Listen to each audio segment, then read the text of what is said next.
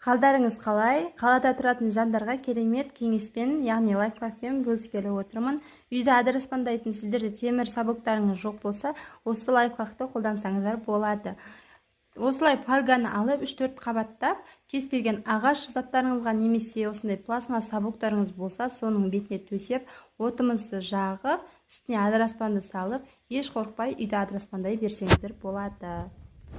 Мен жиі қолданатын лайфхактың түрі, міндетті түрде жасап көріңіздер. Қалада тұратын туыстарыңызға, құрбыларыңызға жіберіп бөлісіп отырыңыздар. Лайк, комментарий қалдырып, қолдап, парақшама тіркеліп кетіңіздер.